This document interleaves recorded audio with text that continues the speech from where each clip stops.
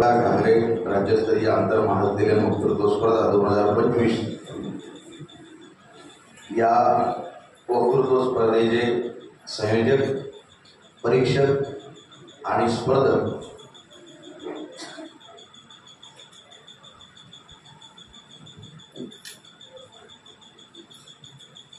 ते बाहेर बसलेले सगळे लहान लहान उद्याच्या येणाऱ्या भारताचं भविष्य.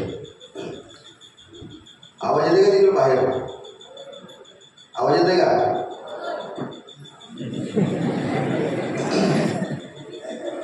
वा, टाळा वाजवा बरं एकदा.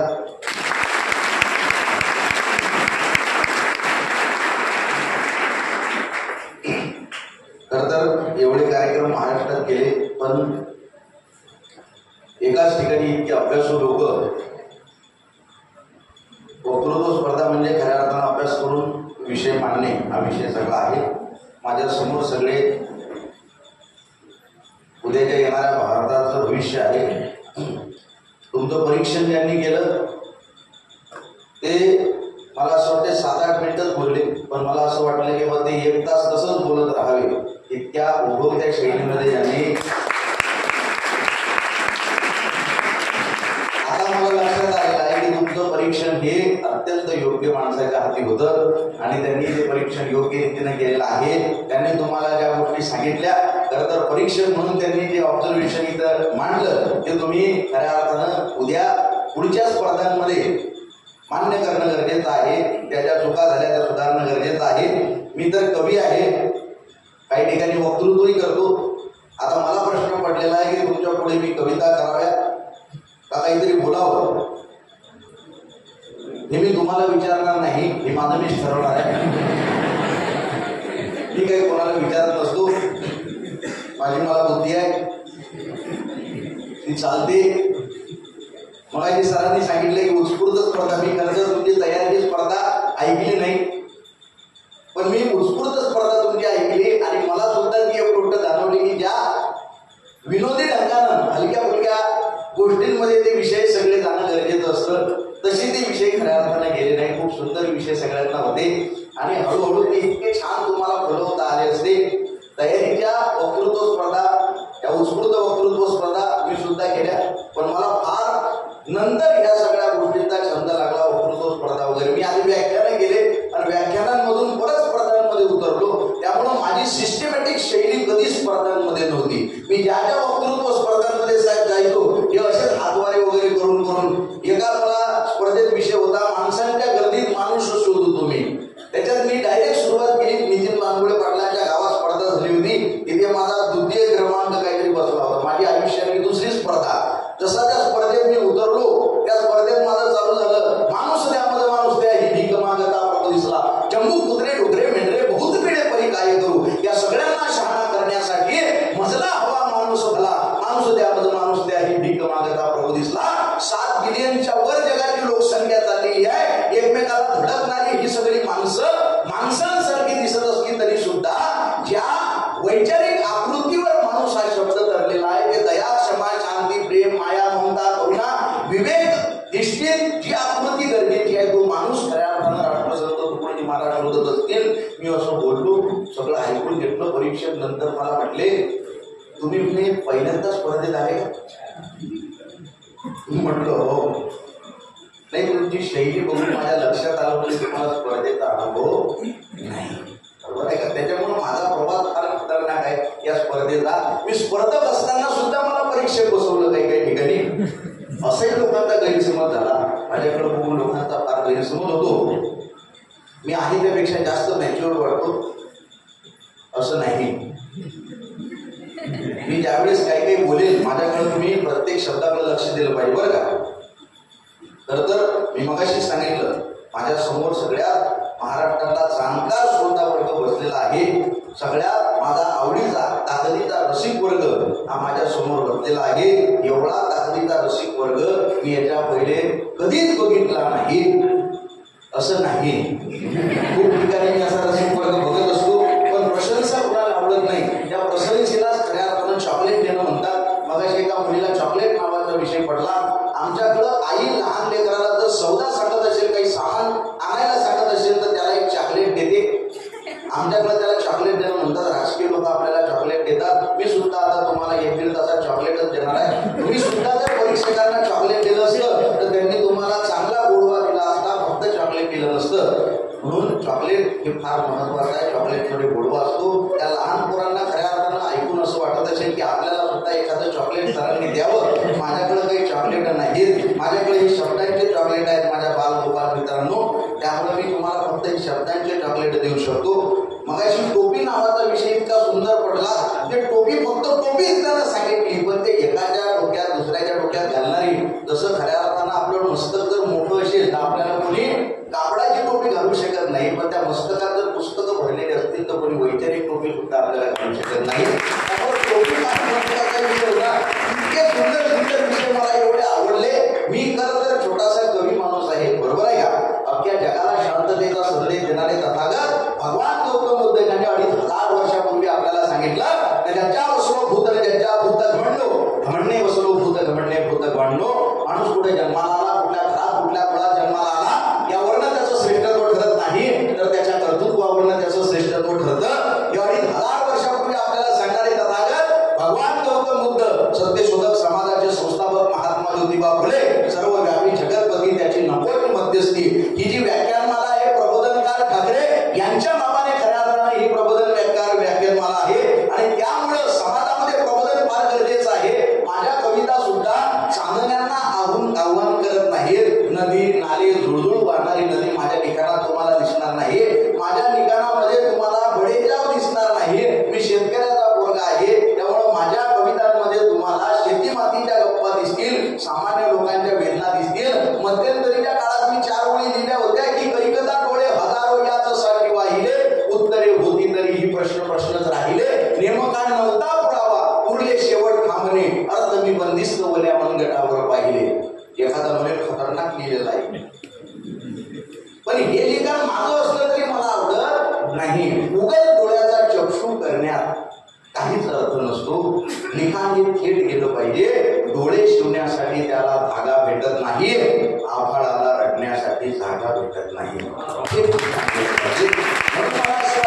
लोक आहेत ना, आपला प्रगल्भ भारत आहे बरं का. जगद्गुरु तुकोबाराय जे का रंगले गांधले, त्याशी म्हणेत वापरले तोची साध ओळखावा, देवल येथेची जाणावा, मृदू सवाय नवनीत ऐसे सज्जनांचे चित्त, दया करण्याचे पुत्रासी त्याची दासा आणि दासी, ज्यासी अपोंगिता नाही त्यासी धरिलो हृदय, तुका म्हणे सांगू किती त्याची भगवंताच्या मूर्ती. खऱ्या अर्थानं सात्विक भक्तीची मूर्तमेढ या मातीमध्ये पेरणारे जगद्गुरु तुकोबाराय असतील, किंवा ज्या भागातनं मी आलेलो आहे, विदर्भातनं मी आलेलो आहे, जवळजवळ 700 किलोमीटरचा प्रवास करून मी तुमच्या समोर आलेलो आहे. आमच्या भागातले वंदनीय राष्ट्रसंत श्री तुकडोजी महाराज, मंदिर में भी है खुदा मस्जिद में भी राम है, मंदिर में भी है खुदा मस्जिद में भी राम है, दोनों नहीं है पत्थरों में सिर्फ उनका नाम है. हे सांगत समाजात समानता प्रस्थापित करणारे वंदनीय राष्ट्रसंत श्री तुकडोजी महाराज, आणि ज्या एका संतानं आयुष्यभर लोकांनी केलेली घाण साफ केली आणि संध्याकाळी कीर्तनातून लोकांची डोकी झाडली, ते दगडांचे टाळ करून लोकांच्या डोक्यात झाड करणारे एकमेव संत म्हणजे गाडगे बाबा. मला या भूतलावर जन्माला घालणारे माझे मायबाप, त्या सीमेवर आपल्या रक्षणासाठी उभे असलेले सगळे सैनिक, ज्या एका स्त्रीमुळं महिला एवढ्या मोठमोठ्या पदावर जाऊ शकल्या, त्या आद्य क्रांतिकारक क्रांतिज्योती सावित्रीबाई फुले, पहिल्या महिला शिक्षिका फातिमा शेख, आरक्षणाचे जनक छत्रपती शाहू महाराज, आणि आचर्य सूर्य या काळ्या मातीला ज्यांचा साथ अभिमान वाटत राहील ते छत्रपती शिवराय. कसं जगावं हे शिकवणारे छत्रपती आणि कसं मरावं हे शिकवणारे संभाजीराजे भोसले, तसेच तुमच्या माझ्यासारख्या प्रत्येक तरुणांना, युवकांना आणि विद्यार्थ्यांना आयडॉल असलेले डॉक्टर भीमराव रामजी आंबेडकर, ज्यांनी आम्हाला सांगितलं रस्त्यावर चालताना एखादा पिवळा धातूचा तुकडा दिसला तर त्याचा आपण सोनं म्हणून स्वीकार करतो का? कधीच करत नाही. त्याला आपण अग्नीच्या स्वाधीन करतो. जे वितळून जाईल ते फेकून देतो, जे उजळून निघेल त्याचं सोनं म्हणून स्वीकार करतो. मग आमच्या तत्वांबद्दल आम्ही एवढे गाफील का? आमच्या तत्वांना सुद्धा आम्ही ज्ञानाच्या अग्नीत झोकून दिलं पाहिजे. जे विसरून जाईल ते फेकून दिलं पाहिजे, जे उजळून निघेल त्याचं सोनं म्हणून स्वीकार केला पाहिजे. ही सगळी संत परंपरा, समाज सुधारकांची परंपरा आपल्या भारताला लाभलेली आहे. त्यातलं हे नाव आहे प्रबोधनकार ठाकरे. त्यांनी आयुष्यभर प्रबोधनाची पताका स्वतःच्या खांद्यावर मिरवली. मध्यरात्री रस्त्यावरती व्यक्ती दिसला मोठा, अंगावरती धोतर त्याच्या डोक्यावरती फेटा. मध्यरात्री रस्त्यावरती व्यक्ती दिसला मोठा, अंगावरती धोतर त्याच्या डोक्यावरती फेटा. निरंगुण पाहिले जेव्हा उमजले मानवतेचे नाते, अभंगातून पाहिलेले ते तुकाराम होते. अभंगातून पाहिलेले हळूहळू का होईना पण तुम्ही टाळ्या वाजवताय, त्याबद्दल मला प्रचंड आनंद आहे. असे तरुण मला दिसले की एवढा आनंद होते. बिरगुले साहेब, मला असं वाटतं मी सगळी इस्टेट तुमच्या नावावर करून टाका, पण मला 15 लाखाचं कर्ज आहे. तरी तुम्हाला इस्टेट पाहिजे असेल तर तुम्ही घेऊ शकता. पाहिजे का कुणाला इस्टेट? महाराष्ट्रात एवढे कार्यक्रम केले, पण एवढ्या हळूहळू टाळ्या वाजवणारे रसिक मी इथं पहिल्यांदा बघितले. असं नाही, खूप ठिकाणी असे. पण मला आनंद या गोष्टीचा झाला. मी मगाशी आलो त्यावेळेस जरा मला संख्या कमी दिसली. मला असं वाटलं बा संख्या कमी आहे, पण आता सगळ्याच्या सगळ्या खुर्च्या भरल्या, मागं लोक उभी राहिली. आणि खरंच ती उभी राहिली का हे बघायला तुम्ही माना म्हणून बघितलं, याचा अर्थ कवडीचा त्यांचा माझ्यावर विश्वास नाही.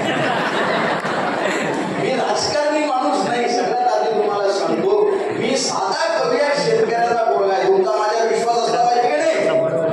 राजकारणी माणूस आहे की नाही? राजकारणातलं मला कवडीचं काही कळत नाही. मला पहिल्यांदा वाटायचं की राजकारणातलं आपल्याला कळतं. मी टीव्ही बघायचो, न्यूजपेपर वाचायचो, मला वाटायचं बिरगुले साहेब आपल्याला राजकारण कळतंय. पण या 5-7 वर्षात असे खतरनाक निर्णय झाले महाराष्ट्रात, माझा कॉन्फिडन्स गेला. आता मला वाटत नाही आपल्याला राजकारणातलं काही कळतं. त्यामुळं राजकारणातलं मला काहीच कळत नाही. माझं फक्त आडनावच राऊत आहे. लाईट बरोबर लागतात ना तुमचे? आणि मी संध्याकाळी बोलणारा राऊत आहे.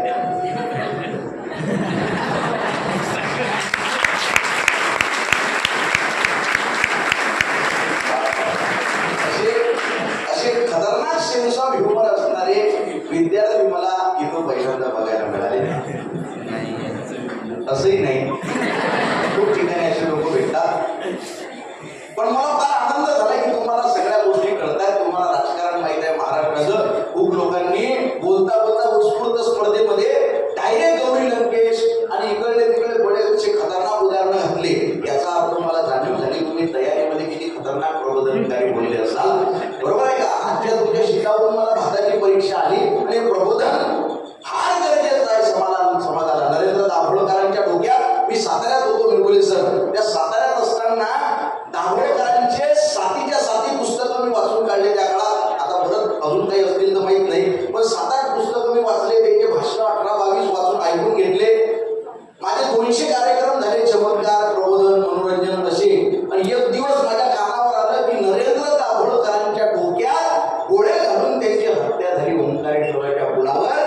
इतकं वाईट वाटलं. म्हटलं या माणसानं नेमकं कोणाचं वाईट काय केलं? श्रद्धा चांगली आहे, अंधश्रद्धा वाईट आहे, कर्मकांड बुवाबाजी वाईट आहे, हे फक्त दाभोळकरांनी थोडी सांगितलं. तुकाराम महाराजांनी त्या काळात सांगितलं ना, ऐसे कैसे झाले बोंधू, कर्म करुणी म्हणती साधू, अंगी लावून या राग डोळे झाकून करती बाप दावणी बैराग्याची कळा, भोगती विषयांचा सोहळा, तुका म्हणे महिने नाही त्यापाशी गोविंद. अशा लोकांकडे तुम्हाला गोविंद भेटणार नाही हे सांगणारे तुकोबा त्या काळातले प्रबोधनकारच आहेत ना. मग दाभोळकरांचं चुकलं काय? दाभोळकरांच्या डोक्यात गोळ्या घातल्या ना. मग माझ्यासारखा कवी जो प्रेमावर सुद्धा लिहितो, तुझ्या गावावरून जवा जवा जाई नवी, जरी भुललीस तू तुले चोरून पाहिन नाही मित्र वणव्यामध्ये गारव्यासारखा. मग या कवीच्या लेखणीतनं त्याच्या काळात चाललेला उहापोह 4 ओळींच्या माध्यमातून खाली सांगला. वार कर डोक्यात माझ्या ठेवण्या शाबूत घर. बऱ्याचशा वक्तृत्व स्पर्धांचा तो विषय झाला. बऱ्याचशा वक्तृत्व स्पर्धेतल्या वक्त्यांनी माझ्या कविता व्हायरल केल्या. मला 2 लोक फार आवडतात, एक म्हणजे कीर्तनकार आणि दुसरं म्हणजे हे वक्ते लोक, कारण हे माझ्या कविता फार सुंदर व्हायरल करतात. कार्यक्रमाचा शेवट करत असताना मग अनंत एके ठिकाणी म्हणतात, रानात काळजाच्या दगण्याचे गिरावे, दुःखातही बियांना आश्रयच कोंब यावे, आहे तहान जर का देवी विश्व जिंकण्याची दररोज संकटांना हातात पुष्करावे. धन्यवाद. तुम्ही काही शेवट सांगतोय तुमचा. त्यामुळे कीर्तनकार लोक वाक्य मला फार आवडतात. तर त्या काळात ज्यांनी दाभोळकरांच्या डोक्यात गोळ्या घातल्या ना, त्याच्यासाठी मी 4 ओळी लिहिल्या बघा, तुमच्या काळजात पोहोचतात का. वार कर डोक्यात माझ्या ठेवण्या शाबूत घर, वार कर डोक्यात माझ्या ठेवण्या शाबूत घर, भर तुझी बंदूक घडव्यात घे नवा दाभोळ कर. वार कर डोक्यात माझ्या ठेवण्या शाबूत घर, भर तुझी बंदूक घडव्यात घे नवा दाभोळ कर. मी तुकोबा माणसांच्या आत पेरत चाललो, मी तुकोबा माणसांच्या आत पेरत चाललो, धर्म खोटा संपण्याआधी मला तू ठार कर. मी तुकोबा माणसांच्या आत पेरत चाललो, धर्म खोटा संपण्याआधी मला तू ठार कर. पुस्तकाला मस्तकाच्या नेबुडाशी एकदा, पुस्तकाला मस्तकाच्या नेबुडाशी एकदा, आडवे येतील शाहू आणि फुले आंबेडकर. पुस्तकाला मस्तकाच्या नेबुडाशी एकदा, आडवे येतील शाहू आणि फुले आंबेडकर. ह्याडतेचा कालचा इतिहास कळण्या एक कर, पेट त्या इंद्रायणीतील वास्तवाचे बोट धर. कळला का संदर्भ? कोणाकोणाला कळला? हातवर करावं. तुकाराम महाराजांचं वैकुंठ गमन. मी तर महाराष्ट्रात असे वक्ते बघितले की जे ठामपणे सांगतात तुकाराम महाराजांचं वैकुंठ गमन झालेलं नाही, खून झालेला नाही. एवढंही म्हणत नाहीत ते की बा मला माहित नाही. जशी हे सीबीआय त्या काळात होती याची, आपल्याला माहित नाही एवढं तरी बोललं पाहिजे की नाही. मध्यरात्री रस्त्यावरती व्यक्ती दिसला मोठा, अंगावरती धोतर त्याच्या डोक्यावरती फेटा, निरखून पाहिले जेव्हा उमजले मानवतेचे नाते, अभंगातून पाहिलेले ते तुकाराम होते. अश्रूंनी या मातीवरती साधू साधू गोंधत होते, नवसाबाई छाटलेली मुलगी शोधत होते. जगण्यास शिकवले ज्यांनी त्यांना दुःख कशाचे झाले, नम्र प्रश्न मी केला महाराज, डोळे का बोले. संत म्हणाले बाळा बरीच प्रगती झाली, विठ्ठल एसी मध्ये बसतो, मनामध्ये नसतो, हल्ली देव आश्रमांमध्ये दिसतो. रामपाल आसाराम भोंदूंचा जमाना आला, दगडांमध्ये शोधणाऱ्यांनी देवच पोरका केला, दगडांमध्ये शोधणाऱ्यांनी देवच पोरका केला. मी कुठेही जरी गेलो, कोण्या कवितेतनं कुठं जाईल, माझ्या हाती काही कागद नसते, कोण्या कवितेतनं कुठं जाईल, कुठल्या मुद्द्यावरनं कुठं जाईल सांगता येत नाही, पण मी रिटर्न माझ्या कवितेवर येतो. माझी आई म्हणते माझं पोरगं कुठेही गेलं तरी संध्याकाळी घरी वार कर डोक्यात माझ्या ठेवण्या शाबूत घर, हर तुझी बंदूक भडव्या घे नवा दाभोळ कर. ह्याडतेचा कालचा इतिहास कळण्या एक कर, पेट त्या इंद्रायणीतील वास्तवाचे बोट धर. आमची मैफिल उद्याचा सूर्य घडवत चालली, आमची मैफिल उद्याचा सूर्य घडवत चालली. तू बुडाशी धर्म घे आणि पोरका अंधार कर. एक संविधान घेऊन हा निघाला आवलिया, एक संविधान घेऊन हा निघाला आवलिया. निबिळातून मंदिरा पुन्हा हिमालय पार कर. एक संविधान घेऊन हा निघाला आवलिया, निबिळातून मंदिरा पुन्हा हिमालय पार कर. धर्मवादाची रिॲक्शन टाळण्यासाठी जरा मस्तकी शिवराय नावाचे रसायन मिक्स कर. धर्मवादाची रिॲक्शन टाळण्यासाठी जरा मस्तकी शिवराय नावाचे रसायन मिक्स कर. तू तुझ्या पुढच्या पिढ्यांना मान्य होशील काय रे, तू तुझ्या पुढच्या पिढ्यांना मान्य होशील काय रे. वाचले जर एकदा त्यांनी उद्या आंबेडकर, वाचले जर एकदा त्यांनी उद्या आंबेडकर.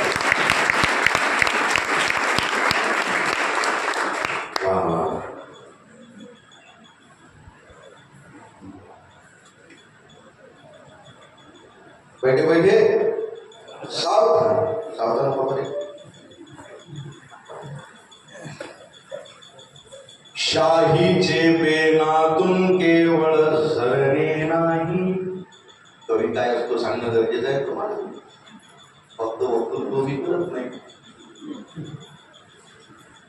एक फिलॉसॉफर तर म्हणतो की काही कवींनी न लिहिणे हीच कवितेची फार मोठी सेवा आहे.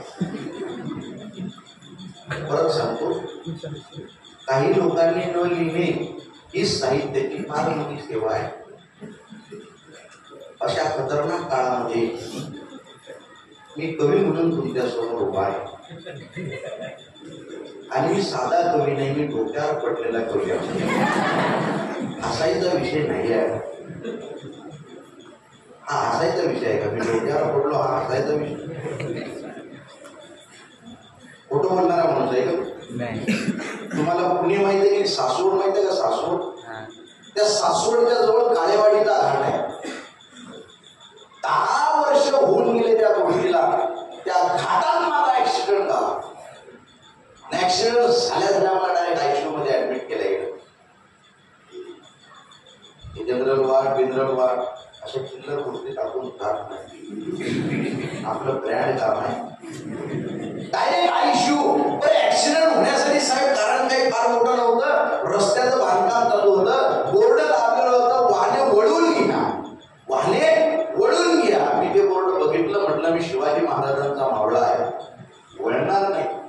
सरकीच घातली काय, बोर्डच वाकलं गेलं. 2 वर्ष बोर्ड वाकलं होतं ते. महाराष्ट्रावर मी सांगायचो माझा पराक्रम बघायचा आहे, सासवडच्या घाटात बघा. नाद करायचं नाही आपला. डायरेक्ट बोर्डच वाकलं गेलं. मी वाकला झालो. 6 आली तेव्हा डायरेक्ट आयसीयू मध्ये. ते तोंडावर भोकत बिकसून जे डॉक्टर शिवण काम करत होते डोळ्याजवळ, मला जाग आली, डोळे उघडत नव्हते. हेल्मेट फोडून दगड आतमध्ये गेला होता. तेव्हापासून महाराष्ट्रात चांगल्या कविता मिळाल्या. जाग आल्याला मी पहिला प्रश्न डॉक्टरने विचारला, म्हटलं डॉक्टर साहेब डोळ्या गेला का?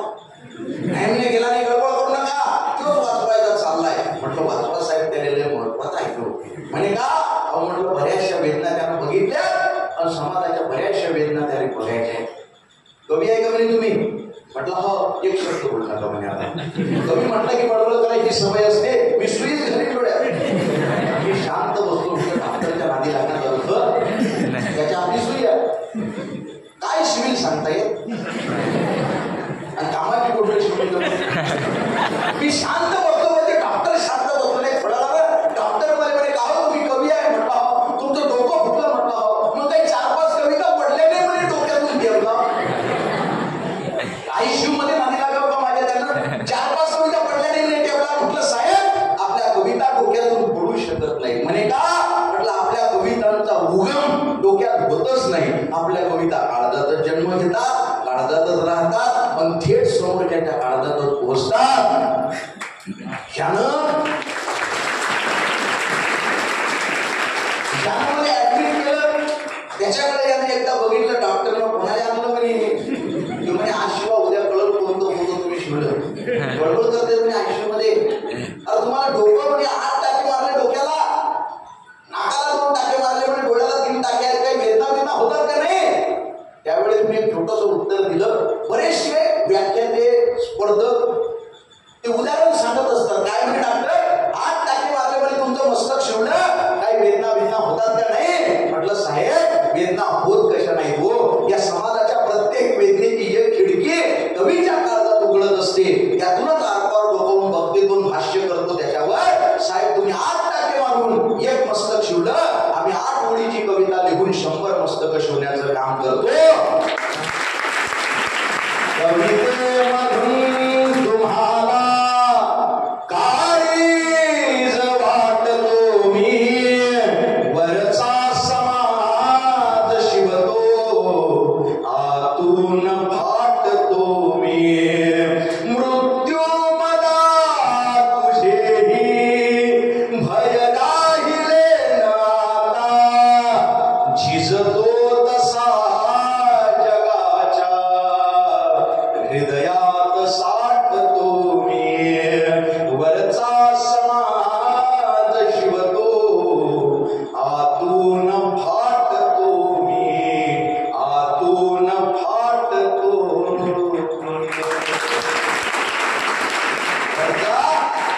समाज शिवण्यासाठी आतून फाटणारी आमची फकीराची जात आहे. रोज शब्दांचीच झोळी वैखरीची मांदी आली. गोंधल्या जन्म कवितेने तुला माझ्या कपाडी, पोरपळ तन्मगी हाया गर्भ कवितेचा मिळाला. त्यातून जन्मास आले दोन अश्रू एक डाळी, त्यातून जन्मास आले दोन अश्रू एक डाळी.